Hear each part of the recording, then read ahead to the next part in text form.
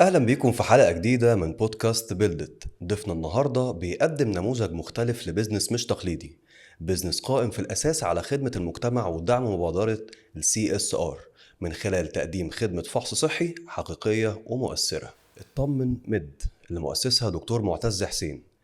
واحنا طبعا محتاجين نطمن في الاساس، والطبيعي ان احنا اي حد في الدنيا محتاج يطمن، فدي شركة بقت معروفة في السوق المصري بتقديم خدمات الفحص وللشركات والمؤسسات الهيلثي داي. دكتور معتز قدر يبني فريق تشغيل يغطي محافظات كتير في مصر ويعمل آلاف الفحوصات ويوصل بيها لخدمات الناس في جميع أنحاء الجمهورية.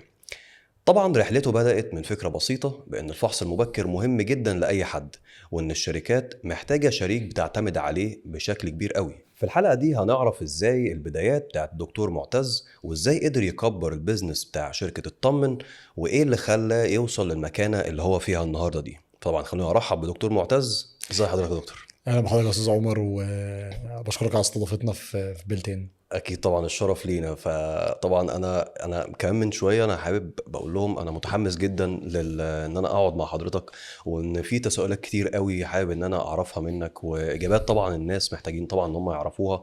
فحابب اعرف اطمن مد كاسم وكحاجه منشوره جدا في السوق بشكل عميق قوي.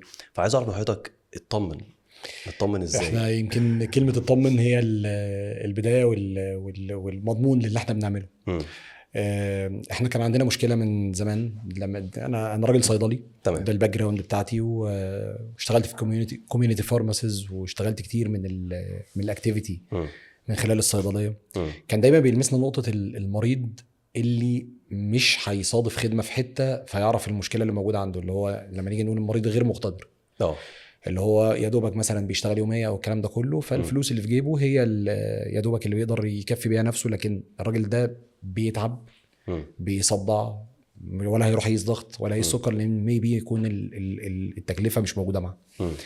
الراجل ده كنا احنا من الصيدليات المكان اللي انا كنت بشتغل فيه، الصيدليه اللي انا كنت بشتغل فيها كانت من الاماكن اللي بتقيس للمرضى الضغط مجانا. وكان حلو قوي. الكونسبت اللي بيعتمد في النقطه دي على حته ان احنا الغير مقتدر اقل حق احنا نقدر نقدمه له ان هو على الاقل يطمن على نفسه، ما يبقاش ماشي ويضطر ان هو ياخد حاجات ممكن تزود المشكله اللي عنده لحد ما يوصل المشكله دي تكبر، يبقى أيوة. السبب اللي عامل له المشكله عمال يزيد. والراجل ده ما فيش اي آلية مش عارف تكشف يعمل عليه. اي حاجه. تمام.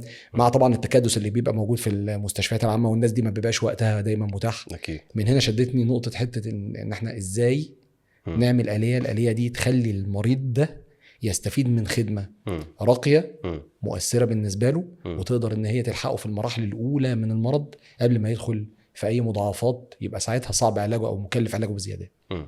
طيب هل في حضرتك يعني في البدايات خالص الفكره اللي الهمتك انك انت لازم تعمل الخدمه دي للناس وتقدر تفيد اكبر قدر من المجتمع، ان هم يتقدم لهم حاجه من النوادر ان هي تقدم لهم بكل بساطه بكل سهوله ان انا اوصل البيوت بالشكل والتوسع ده؟ فالفكره الشخصيه اللي جات لحضرتك في البدايات دي ازاي جت؟ خلينا نتكلم ان بروجكت زي الفحص المبكر لفيروس سي اللي اتعمل من خلال 100 مليون صحه، مم. كان من الحاجات المهمه جدا لاي مقدم خدمه صحيه، مم. لان ده لمس النقطه اللي انا بقولها لحضرتك. أيوة. اي حد معاه بطاقه كان بيدخل اي مكان بيتقدم فيه خدمه بيقدر ان هو يتعمل له فحوصات. الفحوصات دي بالنسبه له كشخص ممكن تبقى مكلفه جدا، لكن بتتعمل له بشكل مجاني. مم. طيب ده على السيكتور اللي هو العام، الناس اللي ماشيه في الشارع. طب احنا بنتكلم بقى على السيكتور الخاص اللي هو المرضى اللي يا دوبك معاه حق الكشف مم. او حق التحليل اللي هيعمله. ايوه بالظبط. الراجل ده ما كانش بيلاقي الفكره دي او ما بيلاقي السيرفيس دي في حته. مم. من هنا جه فكره ان اطمن مد. كان ده النقطه بتاعت الهامنا فيها في حته ان احنا ازاي نوظف البروجكت ده للمكان اللي يقدر يوفر للمرضى دول الخدمه بشكل مجاني. مم. فمن هنا عملنا السيستم بتاع السكريننج او الهيلث داي اللي احنا بنعمله من خلال السبونسرز زي شركات الادويه مثلا، لان هم كانوا اكتر ناس كانوا انترستد بالخدمه دي وبيدعموها ويدعموا وجودها سواء داخل الاماكن العامه او داخل العيادات الخاصه بالنسبه للاطباء يعني. والحمد لله مع الوقت المردود الخدمه دي ابتدى يزيد، والشركات ابتدت اكتر تعتمد علينا في النقطه دي. جزئيه السكريننج لفتت نظري جدا. يعني ايه؟ عشان برضو ممكن يكون البعض ما يفهمش حاجه زي كده. يعني ايه سكريننج، ويعني ايه ان المريض مثلا يكتشف حاجة قبل ما يروح مثلا مقدم خدمة معين او خدمات طبية عامة؟ فازاي هو بيستشف من خلال الطمن حاجة زي دي؟ تعالى مثلا نضرب اكزامبل زي مثلا وليكن مثلا الحاج سيد. تمام. الحاج سيد ده راجل كبير في السن، مم. بيشتغل عامل نظافة. مم. الراجل ده كل شوية يقع من طوله وهو ماشي في الشارع. مم. الناس تفوقه وترش زي ما احنا طيبين كده، الناس تتلم ترش على وشه حبة مية. الراجل بيفوق، خد يا حاج حاجة مسكرة وانت ان شاء الله هتبقى كويس. أيوة. يشربوا حاجة مسكرة، الراجل يفوق شوية، تاني يوم نفس الوقت يغمى عليه او الكلام ده كله. مم. الراجل ده مع الوقت تمام ما كانش فيه آلية تقدر ان هي تكشفه من الاول وتعمل له تحليل بسيط مثلا زي تحليل السكر العشوائي اللي بيتعمل في الصيدليات. أيوة. لو احنا جينا قلنا الراجل ده هل معاك كوست ان هو يدخل مثلا صيدليه يعمل التحليل ده او يشتري جهاز؟ لا. هو اصلا مش جاي على دماغه ان المشكله دي موجوده عنده. بالظبط. وبالتالي الراجل ده احنا كان شغلنا ان احنا الراجل ده يبقى مثلا بيتعمل كامبين مثلا معينه زي مثلا في مكان عام بتصريح مثلا وزاره الصحه في وجود سبونسر زي شركات الادويه مثلا. تمام. بتنزل تعمل الآلية دي، اول ناس احنا بندور عليها ان احنا نعمل لها الفحوصات دي هي الناس دي. ايوه.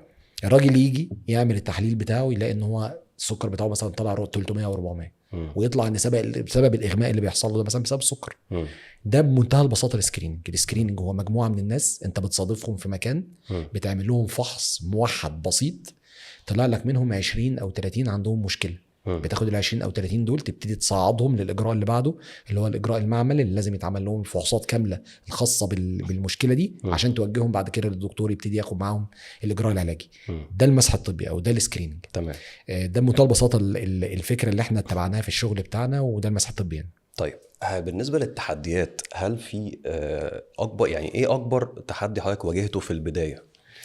اكبر تحدي احنا واجهناه حته وجود ناس شركات اكتر غير الدواء يبقوا داعمين فكره الهيلث داي او داعمين فكره ان هم يشتغلوا على نقطه ازاي ان احنا بدل ما نصرف مثلا بادجت في كامبينز فيها عروض مثلا زي مثلا مؤتمرات او الكلام ده كله، لا تعالى وجه البادجت بتاعك ده ناحيه سيرفيس زي دي هتلمس الناس اللي ما بيوصلهاش الخدمه دي. بالظبط. فبالتالي انت النهارده هتقدر ان احنا نذلل حته ان المريض نفسه يوصل له الخدمه دي بمنتهى السهوله. بالظبط صح. فدي من العقبات اللي قابلتنا. لكن على مستوى مثلا شركات الادويه العلاقه كانت بسيطه جدا في حته ان هي ماركتنج بادجت واحنا بنبتدي نشتغل عليه كجزء من السيرفيس اللي بتتعمل، فتوفقنا فيها الحمد لله. طيب هل حضرتك في البدايه بدات يعني كشخص لوحدك، ولا كان في تيم صغير مثلا كان بيتعاون مع حضرتك في الجزئيه دي، او بنى الشركه عامه في البدايات خالص؟ يعني اكيد في اي شركه بتبدا لازم يكون فيها تيم، التيم ده متعاون. وحتى الان يعني يمكن البذره اللي بدانا بيها طم مد هم ستيل لسه موجودين معايا من المانجرز اللي موجودين وبيساعدوا في ان يبقى العمليه موجود فيها اكتر من تيم بيشتغل. ويمكن اصبحوا النهارده مش بس على مستوى طرح الافكار الاستراتيجيك بالنسبه للماركت، لا حتى على مستوى تطوير الخدمه نفسها. ازاي ان احنا نزود بارامترز جديده بتتعمل، كل ده بيبقى افكار التيم اللي موجود. فهو الناس اللي بدات معايا في الاول كان تيم، التيم ده الحمد لله كبر معانا دلوقتي وبقوا مسؤولين. طب حلو الحمد لله. طيب بالنسبه الثقه عامه اللي ابتديت حضرتك تبنيها مع التيم ده، او عامه حضرتك شايف الثقه دي، هل ان انا ابقى شايف انا كمثلا دكتور معتز ازاي انا اوصل الثقه دي لاكبر عدد من الناس في وقت قليل قوي من خلال تقديمي للخدمه دي ليهم؟ نمسك الجزء الرئيسي في الموضوع وهو ان تبقى الخدمه دقيقه. يعني انت النهارده اولا انت لازم تصنف خدمه المسح الطبي دي هل هي بديل المعمل ولا هي خطوه ما قبل المعمل. لا، المسح الطبي ده مش بديل المعمل ابدا. المعمل هو المكان الرئيسي لكل الفحوصات اللي المفروض تتعمل وهي الفحوصات الدقيقه. لكن انت بتصنف الناس بدري قبل ما يدخلوا في المشكله عشان تقدر توجههم للمعمل مظبوط. بمعنى ممكن النهارده يكون مريض ما عندوش مشكله، طب انا هوديه النهارده يتحمل فحوصات كتيره جدا في المعمل ليه هو ما عندوش مشكله في الحته دي. لكن فايده السكريننج ان انا النهارده طلعت الراجل ده قلت له انت هتروح للمعمل هتعمل النقطه دي. تمام. النقطه دي انت عشان تعملها لازم يكون التيم اللي موجود معاك على المستوى ده من تقديم الخدمه. فاهم كويس قوي الرول بتاعه عامل ازاي، ايوه ما بيحصلوش خلط ما بين دوره وما بين دور المعمل، عارف كويس جدا انا واقف لحد انه خطوه بالظبط. وفي نفس الوقت هو بيقدم لو في مشكله حصلت او عيان اكتشفنا عنده مشكله، ما بيقدمهالوش بالشكل الصادم اللي هو يقول له مثلا خلي بالك يا حاج انت بقى عندك سكر الراجل يقع من طوله. لا، الموضوع بيبقى بسيط بشكل معين، بنوجهه بشكل مظبوط. دي كلها حاجات بتبقى لازم مزروعه في اي حد يقدم الخدمه دي، يعني حتى بخلاف الطاقم المادي اي حد هيقدم الخدمه دي لازم يكون حاطط في دماغه الاسس دي وهو بيشتغل. ازاي ان انا النهارده هقدر اوجه العيان، انا شغلتي اوجه العيان مظبوط للنقطه دي، وهو ده الرول اللي احنا اشتغلنا عليه يعني من اول يوم. تمام، حلو جدا. طيب اللحظه اللي حضرتك حسيت فيها بان فعلا خلاص انا قاعد بقى مع نفسي، لا الشركه بجد كبرت، دي كانت امتى؟ يعني جت بعد فترة طويلة ولا بعد اول نجاح حضرتك حققته كمنظومة متكاملة بالتعاون طبعا مع زمايل حضرتك او مع المانجر عامة؟ فامتى حضرتك حسيته بالنجاح ده؟ ولا 30 سنة قدام لسه بدري. احنا لسه شركة صغيرة جدا وشايفين لحد النهاردة ان كل فعالية بتتعمل هي اول فعالية واخر فعالية لينا، فلازم نموت نفسنا فيها ونطلعها بشكل مظبوط. وده كل التيم عندنا بيشتغل كده. انت ما بتبصش النهارده على تأثيرك عملت ايه في السوق غير لما تلاقي ان انت فعلا بقى ليك بصمه في حياه المرضى. اللي يعني بنقيسها في حته مثلا ان مريض تكشف له المشكله يدعي لك، ده اكبر مكافاه احنا بنلاقيها. دايما بنقعد نقول للتكنيشنز بتوعنا اللي بيشتغلوا نقول لهم يا جماعه ما تفرحش بعدد حالات تعملها قد ما تفرح بان انت على الاقل طلعت واحد الراجل ده ما كانش يعرف المشكله اللي عنده وانت وضحتها له، لان هو ده الجول، ده الشيء الرئيسي اللي احنا شغالين عليه. تمام، فهنحقق الكلام ده بقى بشكل يحسسنا ان احنا شركه كبيره. لا، احنا لسه شركه صغيره، لسه قدامنا كتير. يعني هنقعد نحفر كشركه صغيره، ولا قيس بقى زي ما حضرتك عايز تقيس. يدينا وديك طول العمر ان شاء الله. دكتور معتز، في ظل التوسعات اللي بتحصل في شركه اطمن، ايه اصعب قرار اداري حضرتك خدته؟ اصعب قرار اداري دايما بيتاخد هو حته ان انت تفكر ان انت تكسباند في منطقه تانية خالص غير الاقليم بتاعك. يعني انت بتتكلم مثلا ان احنا اشتغلنا على مستوى جمهوريه مصر العربيه كلها. جيت فتره حاولنا ان احنا نعمل اكسبانشن ناحيه اخواتنا في السودان، لكن للاسف الوقت ما سعفناش. يعني كان حصلت الظروف اللي موجوده هناك يعني اجلت الموضوع. بتبقى انت ساعتها خدت قرار وعملت دراستك وحطيت الانفستمنت بتاعك عشان تقدر ان انت تعمل الاكسبانشن ده. فده كان من القرارات شويه اللي شايف لا نصبر شويه. احنا عندنا في مصر 120 مليون، ربنا يبارك فيهم يا رب، ومحتاجين السيرفيس دي بتوسع اكبر.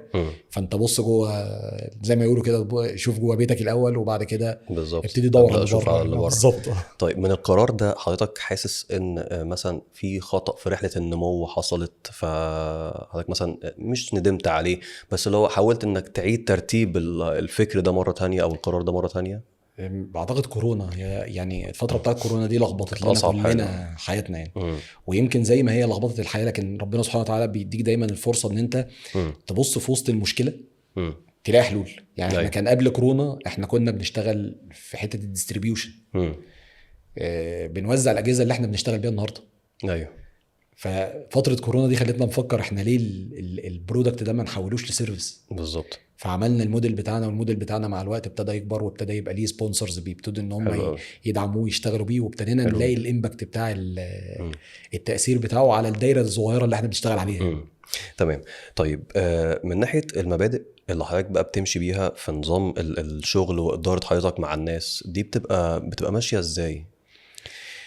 هي اهم حاجه في اي بيزنس في الدنيا البيبل، الناس اللي بتشتغل نفسها. لان انت النهارده خلينا نحسبها حسبه تجاريه بسيطه. الشخص اللي بيجي يشتغل معاك فتره ده انت بيكون خد وقت وتعليم وخبره، فانت لازم تستثمر في ده. يعني انت ما تفكرش ان انت بقى تدور خلاص الراجل ده كارت وخلاص اتحرق نجيب بقى الكارت الجديد تاني او ميموري جديده بقى نبتدي نشغلها. لا، الراجل ده انفست فيه. الناس احنا شعب معافر، يعني أيوة. دايما بنقول المصريين معفرين قوي. تمام. فانت بس مجرد تحطه قدام التحدي والله يطلع معجزات يعني. ده حاجه انا يعني على يقين تام بيها. فالناس اللي بتشتغل معاك هي رقم واحد في اي بيزنس. لو انت ما اهتمتش بيهم هم مش هيهتموا بشغلك. دي معادله بسيطه. اديت لهم الاحساس ان هم في امان جوه شغلهم، وان هم الشغل بتاعهم متقدر كويس وبيوازع عنه كويس. تمام. وبتديهم حقهم زي ما ربنا سبحانه وتعالى قال لك. تمام. بيترد لك الكلام ده من اخلاصهم في شغلهم. بيبقوا بيشتغلوا مش عشان الشركه، بيشتغلوا عشانك شخصيا. بالظبط صح. تمام. فدي نقطه مهمه جدا. اعتقد اي بزنس مان في الدنيا فاهم الشغل كويس بيبقى النقطه دي فاهمها كويس وفاهم ان هي رقم واحد يعني. ايوه. طيب ازاي حضرتك بتوازن ما بين اداره شركه طبيه وما بين الابتكار والتطور في الشغل ده انا هاخد اجابته من السؤال اللي قبل على طول. تمام. التيم النهارده اللي اتبنى ده لما بيتبنى بيبتدي ان هو ياخد من تاسكاتك انت. يعني انت النهارده كراجل صاحب شغل او راجل مدير شغل، انت النهارده مش بتجيب ناس عشان يفضلوا شغالين نفس التاسكات. لازم يكون في كارير باسوي. في ناس بتترقى في يوم، في ناس بتمسك مانجرز في الاماكن اللي او في الاقسام اللي هي مسؤوله عنها. لما بيبتدوا يمسكوا النقطه دي، ده جزء من تخصصاتك بتبتدي تطلع. بتلاقي نفسك مع الوقت بتتخصص في حاجتين مهمين قوي. هو الاستراتيجيك ديسيشن اللي بيتاخد، ووضع الشخص المناسب في المكان المناسب. ايوه. دول النقطتين اللي التيم لما بيكون معاك وانت مخلص معاه وهو مخلص معاك بيفضي لك دماغك للنقطه دي. فهي دي اهم حاجه احنا بنعدي بيها دلوقتي. ان انا النهارده لما بتيجي تاخد قرارات استراتيجيه بتعرف ان في تيم في ظهرك شايل الدنيا وراك وجاي على السكه اللي انت رايح عليها. بس انت حط الدايركشن مظبوط بالظبط. يعني زي ما بيقولوا ما تدخلش انحراف عن المسار اللي احنا ماشيين. ما تدخلش الناس في حيطه يعني خليك فاهم كويس برضو امكانيات الناس اللي وراك، ما تثقلهمش اكتر من اللي هم يقدروا عشان انت عايز تحقق حلم معين او فكره. لا، هم هتلاقيهم مجتهدين معاك طالما هم قادرين هيعملوا اقصى ما عندهم وهيخلصوا للنقطه دي. فانت تركز بس في الاستراتيجيك ديسيشن اللي بتاخده ويكون واقعي. وده اهم حاجه اعتقد ان هي لازم اي صاحب شركه يفكر فيها. مش معتز حسين في الطمن مد بس. أيوه. بالذات في الخدمات الطبيه. لان الخدمات الطبيه شويه انت في عندك اكتر من حاجه انت بتبص عليها، مش بالزبط. بس الجانب الكوميرشال، لا انت بتتكلم في صحه ناس بالظبط. فلازم النقطه دي يتم التوازن ما بينها وما بين ده. مش عشان اكسب تقوم تبوظ الجانب اللي علاقه، لا ده انت لازم يكون عندك توازن في النقطتين بالظبط. بس يعني دي اهم نقطه انا شايفها في مطلوبه مني يعني. طيب. في النقطه دي. تمام. اول عميل ولا اول موظف، مين كان اصعب في الاثنين دول؟ يعني انا اللي كان حظي حلو جدا في اول موظف. يعني انا من الناس المحظوظه بالتيم بتاعي على العموم يعني. تمام. لكن اول عميل ده انا كان حظي ان بفضل الله ان اول عميل اشتغل معايا كان تقيل وكسر رهبتنا في عرض الفكره نفسها. أيوه. يعني انت لما بتشتغل مثلا مع عميل صغير بيبقى دايما عندك حته الخوف ان انت تروح تكلم التقال بتوع الشغلانه عن الموضوع. لا، احنا اول ناس اشتغلت معانا كانوا من التوب 5 اللي موجودين في مصر. فده ادالك غير حته ان يجرأك على الشغل نفسه وتعرف اهميته بالنسبه للماركت، ادالك كمان القدره على حته ان يبقى في حد بيجادج شغلك وبيقومك. يقول لك لا خلي بالك النقطه دي احنا ما بنعملهاش كده، احنا بنعملها بالشكل الفلاني. فلازم انت تشغل ودانك كويس جدا وتشغل مخك ان انت النهارده عايز توصل ان انت تعمل لهم احسن حاجه. لما بتمشي بقى على الستاندر بتاع اعلى ناس موجوده في السوق ككلاينتس، انت اوتوماتيك بتبقى كانك بتشتغل مع السوق كله وانت مش عارف. بيبقى موضوع وقت بس على ما الباقي بيجي. طيب بالنسبه للقرارات، هل كان في حضرتك كده قعدت مثلا مع نفسك وقلت انا لا كان لازم اعمل دي بدري، دي كان المفروض انها تحصل من الاول قبل ما ابدا الخطوه الثانيه؟ فدي مثلا يعني كان في تراود افكار كده ما بين نفسك كده انك انت تعمل حاجه زي دي او يعني اي قرار مثلا؟ انا بتذكر ان كل شيء خلقناه بقدر. تمام. ربنا سبحانه وتعالى مرتبها كويس قوي حتى بالاخطاء. انا من الناس اللي بتتعلم بكوارث. يعني لازم بيحصل مشكله عشان ابتدي اتعلم. تمام. فلا هي ترتيبها كده انا شايفه ماشي مظبوط قوي من وجهه نظري. وجايز اي مشكله بقت دي حصنتك شويه من اي مشاكل تحصل. أكيد. يعني اي مشكله هتحصل انا هبقى عارف لا في جاي بعدها حاجه كويسه، بس انت اصبر وعدي المرحله دي. فهي ترتيبها لا الحمد لله انا كان ماشي كان من الناس كان حظي حلو كانت ماشيه كويس يعني.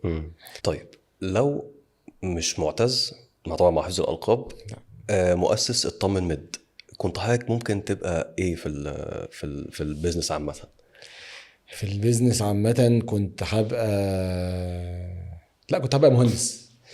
حضرتك انا بحب كنت، التفكير الهندسي قوي يعني.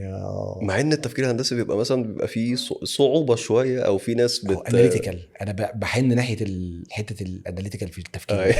ولما بفقد النقطه دي الدنيا بتبوظ مني يعني. مم. فاعتقد ان انا لو ما كنتش خدت الكارير الطبي ده مم. كنت هحب ان انا ابقى في الكارير الهندسي يعني. مم. طيب دكتور، هل الريادة في المجال الطبي أصعب وليه؟ هي اصعب كتير قوي. اقول طيب. لحضرتك ليه؟ لان احنا القطاع الطبي شويه في مصر مم. احنا حاطين في دماغنا ان الدوله بس اللي بتعمله، اه. والجزء البرايفت فيه هو برايفت جدا. مم. فانت مثلا لما تيجي تدور على الناس اللي واقعه ما بين ده وده، مم. فما فيش حاجه بتغطيهم او حاجه بتوصل عندهم. مم. بيجي هنا دور المجتمع المدني. مم. المفروض ان رجال الاعمال، الشركات اللي بتهتم بالكوربريت سوشيال ريسبونسابيلتيز بتنفست في النقطه دي، مم. مهم جدا ان هم يبصوا على الشريحه اللي بين الاثنين، الناس اللي هي مش كفرد من الحكومه مم. او مش كفرد، مش انشورد من الاخر، مم. والناس اللي هي قادره ان هي تدفع ثمن الخدمه بتاعتها. بالظبط. في شريحه كبيره في النص ما بين دول. الناس دي مش هتتغطى غير بالمجتمع المدني لما يدخل يدعم الحته دي. مم. فلما تيجي تتكلم في رياده الاعمال، تعال نمسك الموديل بتاع الطم مد. مم. الطم مد لو اتوسعت دايرتها في الخدمه مم. دي محتاجه بادجت كبير جدا. اوكي. هات لي شركه هتيجي تنفست في النقطه دي وتبقى مستنيه من وراها حاجه. مفيش. يعني احنا قطاع الطب ما بيرجعلكش حاجه غير مثلا لحته الماركتنج خاصه بشركه دواء. مم. لكن هتيجي مثلا تقول ان مثلا شركه غزل ونسيج مم. هتنفست مثلا، او شركه عربيات تيجي تنفست في القطاع الطبي، عشان ايه اللي هيحصل في المقابل؟ مم. مفيش. فشويه النقطه دي بس. احنا لما بنيجي نتكلم على التفكير المظبوط او الاستراتيجيك، انا النهارده من مصلحتي ان يكون المجتمع على درجه عاليه من الجانب الصحي، فبالتالي قدرتهم على الانتاج هتزيد، فبالتالي ده هينعكس على قوتهم الشرائيه، فده بالتالي هينعكس على السلعه اللي انا ببيعها. فالناس لو ابتدت ان هي تفكر بالشكل ده، لا الناس هتيجي تنفست في حته الجانب الطبي ده. لان خلينا نتفق على حاجه، مفيش دوله في العالم هتقدر تغطي 100% من الناس اللي موجوده كلها كتامين صحي. صعب. أيوه. مكلف جدا. تمام. انت بتصرف على واحد مريض، فالنهارده كل حاجه بتنزل مع المريض، قدرته على الانتاج، قدرته على العمل، كل الكلام ده بالزبط. فانا بحط فلوس في حاجه ممكن ما ترجعش. تمام. لا، فالنقطه دي محتاجه وعي اكبر من حته انا هكسب ايه من ورا الموضوع. بالظبط. طيب ايه الفرق من وجهة نظر حضرتك ما بين فكرة كويسة وفكرة تستحق انها تتحول لشركة؟ الافكار الكويسه كتير جدا، هي بيقابلك الواقعيه بقى. يعني انت لازم النهارده تبص على وخلي بالك انا من الناس اللي هقول لك لازم يكون واحد دارس الموضوع لا، هي اغلب يعني بتدرس على قد ما بتقدر، لكن يظل الواقع هو اللي بيوجهك وتوفيق ربنا سبحانه وتعالى. يعني انت ما بتختارش الطريق الا لو انت راجل بقى يعني في ايدك كل حاجه فعارف تتحكم. لا، هو انت بتبقى ماشي، بتشوف ايه اللي بيظهر لك وبتبتدي تتعامل معاه. ربنا بيوفقك بقى في دي على قد اجتهادك. تمام. ففي افكار كويسه كتير قوي ينفع تطبق على ارض الواقع. ينفع، لا ما ينفعش. 50-50. بيفرق ايه بينهم؟ توفيق ربنا والحظ، وانت وحظك. بالظبط. يعني احنا كنا محظوظين في الحته دي، في حته ان مفيش حد بيقف ورا الحته دي زي ما قلت لحضرتك. ملهاش حد بيعمل لها سبونسرشيب. لكن احنا كان حظنا ان توظفت الموضوع مع شركات الادويه، فابتدى يبقى ليها امباكت وتبان وتشتغل على ارض الواقع. احنا كان حظنا حلو في دي. لكن تيجي تقول مثلا هي كانت مدروسه من الاول مين هيدخل ومين الكلاينت ومين، لا ما كانش فيه الكلام ده. انت بتعرضها كفكره، لقط رواج من واحد كان حظك حلو ان هو قوي. ايوه. فوقفك على رجلك في الشغل، والموضوع بقى تباعا بيزنس موديل. تمام. ودي برضو اللي هتنقلني، اجابه حضرتك دي هتنقلني من حته ان هو واحد بقى عنده مهاره محتاج ان هو يفتح مشروع طبي عامه. فايه هل في مهارات معينه او معايير معينه عشان خاطر حد يفتح مشروع طبي زي الطمن او حاجه مماثله للمشروع بتاع الطمن مد؟ اي خدمه طبيه انا بشوف ان هي عشان تتفتح لازم اخر حاجه تفكر فيها ان انت هتكسب من وراها كام. المكسب هيجي يعني اول حاجه عملت المطلوب منك بما يرضي الله، آه. المكسب هيجي من حتت انت ما تتخيلش هي جايه ازاي. مم. تمام. لكن هتقدم خدمه طبيه وانت بتظبط كده حساباتك، حط اول حاجه ان انت تعملها مظبوط، لان هي دي اللي ربنا هيحاسبك عليها. المكسب هيجي بيجي والله. يعني انا مفيش حد بيفتح، مش هقول لك من زمايلي مثلا صيادله، معامل، اطباء بشريين، مستشفيات، ايا كان القطاع اللي بيفتح، فتح وحاطط في دماغه ان انا هطلع تقرير كويس، هكشف على الناس بما يرضي الله، هعمل كذا هعمل كذا اعمل كذا. ربنا مش بيرد له الكلام ده. هو ربنا ادالك علم في حته معينه وادالك فرصه، وبيشوفك انت هتستثمرها ازاي. استثمرتها بشكل مش صح هتخسر. مش شكل مش صح اللي هو تجاريا، شكل مش صح على مستوى التاسك الرئيسي بتاعك. ايوه. عشان كده في ناس كتير بتبعد عن حته الخدمات الطبيه. ليه؟ لان هي لمسه حته انسانيه عاليه قوي. لو انت ما بتقدرش توازن زي ما قلت لحضرتك الميزان ما بينها وما بين الجانب الكوميرشال، يا هتخسر يا هتبقى بتشتغل شغل مش مظبوط. وده موجود للاسف وده موجود. تمام. فلازم النهارده تحط في دماغك اول حاجه وانت بتفتح اي مشروع طبي، هقدم الخدمه بشكل كويس، وسيب اللي بعد كده ده على ربنا سبحانه وتعالى هيجي. ده يعني دي حاجه انا ابصم عليها بالمليون يعني. اكيد. طيب دكتور، عشان برضو يعني لمستني حته التعامل مع المرضى عامه، فحضرتك مثلا بتتعامل في اي وقت من الاوقات مع مريض معين، شايف ايه اللي ناقصه او حاسس اللي هو محتاج عايز يستنجد بحضرتك كده، يقول لك والله يا دكتور معتز انا في 1 2 3 ناقصني في الخدمه الطبيه دي.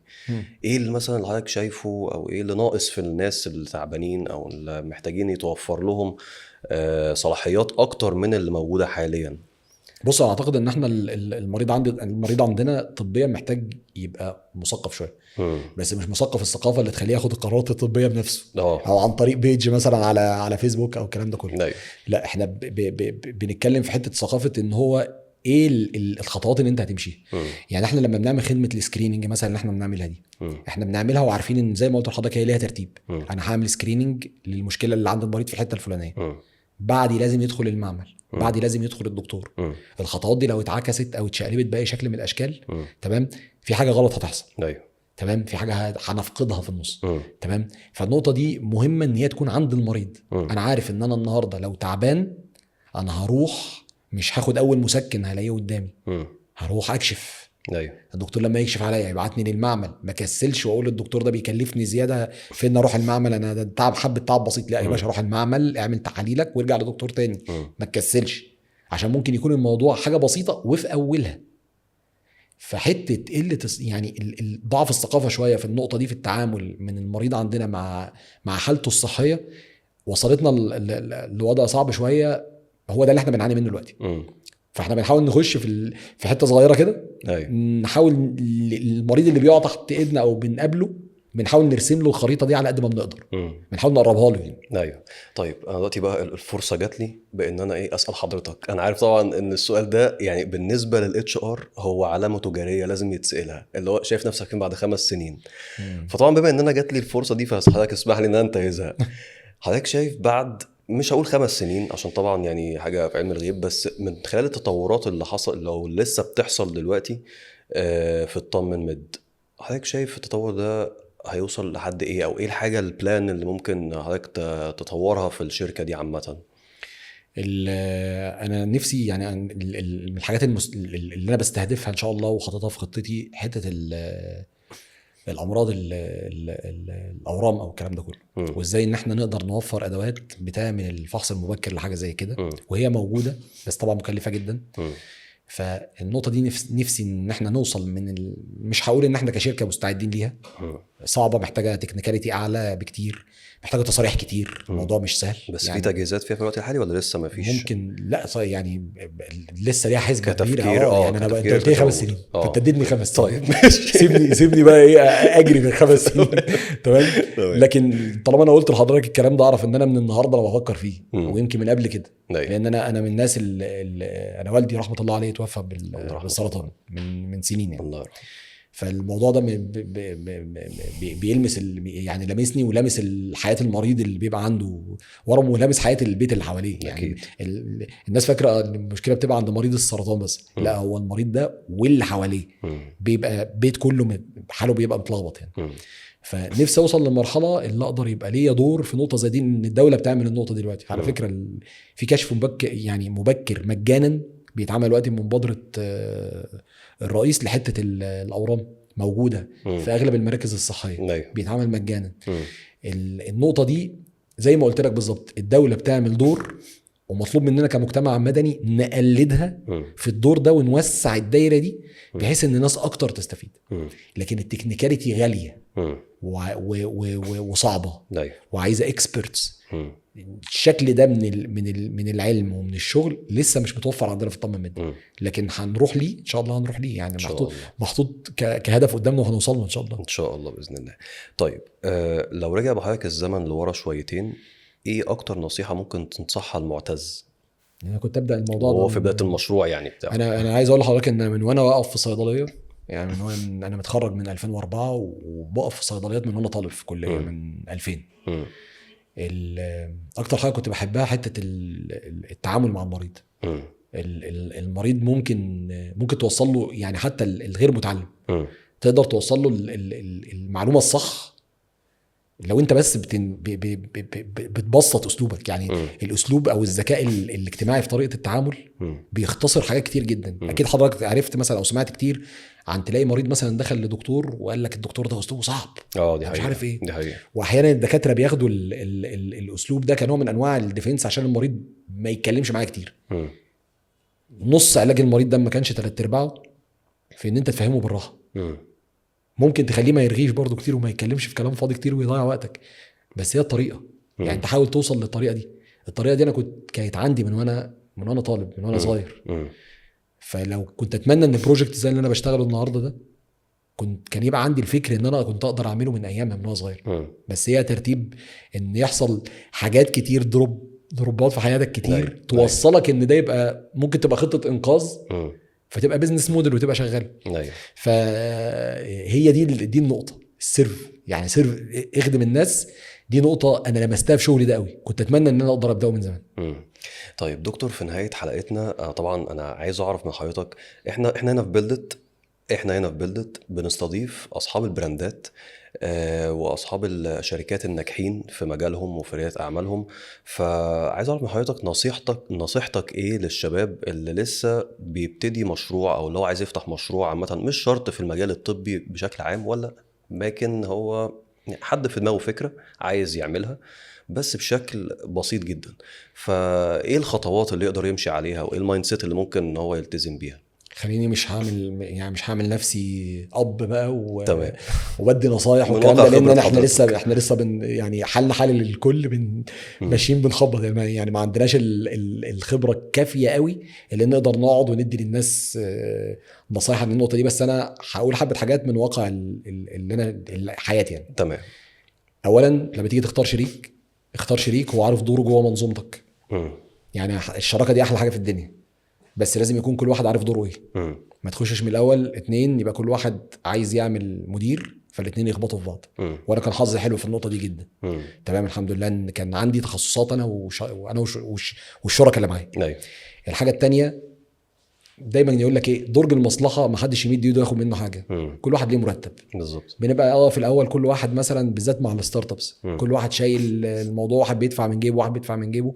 بس معلش اللي بيدفع من جيبه حاجه يكتبها ويبقى عارف ان هو ياخدها بس بعد سنه. تمام. ما حدش ياخد ايه، ما حدش يحصل اللي دفعه من جيبه على طول ايه في جيبه. دي نقطه مهمه عشان ما توقعش المنظومه نفسها. الحاجه الثالثه، في سوق زي السوق المصري الفرص كتيره جدا جدا بس الصعوبات اكتر والتغيرات الاقتصاديه اكتر. ما ترميش كل حياتك في حته واحده. تمام. ده مش معناه ان يبقى في امشي في كذا مشروع، لا انا بتكلم ما ترميش كل حياتك في حته واحده. يعني يعني النهارده ما تجيش تفوكس بس على فكره وتهمل كل الحاجات اللي وراك. لا وازن ما بين الدنيا. لو انت في شغل بتشتغله خلي رجل هنا ورجل هنا في الاول. تمام. لو لقيت الرجل اللي انت بتحطها في الستارت اب الجديد ابتدت ما تبقاش الارض تحتها رخوه، ابتديت تفهم على الاقل الفلوس بتيجي منين جواه، شيل رجلك من الحته التانية وحطها. وقتك في الستارت اب بتاعك محتاجك. محتاجك بالفول تايم بتاعك. يمكن دي اهم الحاجات اللي انا عملتها. احيانا عملتها بغلط، واحيانا عملتها صح، بس هو دي اعتقد دي اهم حاجه انا من وجهه نظري يعني. في طبعا نقط تانية الناس احسن مني تقولها بكتير، بس ده من وجهه نظري يعني موقع خبره حضرتك. ايوه دكتور معتز، انا طبعا بشكر حضرتك جدا، واتشرفت بان انا يعني اتكلمت مع حضرتك، ودايما كده مطمن الناس ومطمنا، ويبقى اسم على مسمى يعني ان شاء الله. فعلى تطور دايما ان شاء الله، والنجاح والتوفيق باذن الله. اشكرك على الاستضافه، شرفت بحضرتك جدا.